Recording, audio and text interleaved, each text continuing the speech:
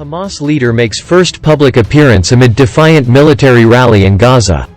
As Islamic movement claims victory over Israel, Yahya Sinwar, who went into hiding during the fighting, makes his first public appearance since the flare-up began at the mourning tent of senior commander Bassem Issa. Masked Hamas fighters brandishing assault rifles paraded in Gaza City, and the group's top leader made his first public appearance on Saturday, in a defiant show of victory after the militants' 11-day war with Israel. Dozens of Hamas fighters wearing military camouflage paraded past the mourning tent for Bassem Issa, a senior commander killed in the fighting.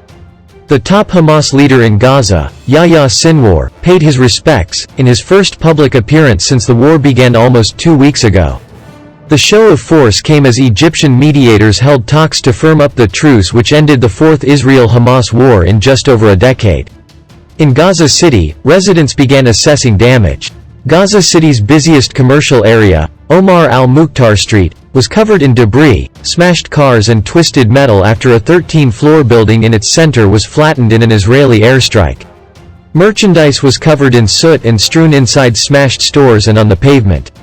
Municipal workers swept broken glass and twisted metal from streets and sidewalks. "We really didn't expect this amount of damage," assures Subi. "We thought the strike was a bit further from us. But as you can see, not an area of the shop is intact." Subi. Drone video and photos showed some city blocks reduced to rubble, in between homes and businesses left standing. Both Israel and Hamas have claimed victory. The organization's senior leadership went into hiding during the fighting, while Israel bombed the house of Sinwar, along with that of other senior Hamas figures, as part of its attack on what it said was the group's military infrastructure. Israel's defense minister, Benny Gantz, has said top Hamas figures remain targets. Israel bombed the house of Sinwar, along with that of other senior Hamas figures, as part of its attack on what it said was the group's military infrastructure.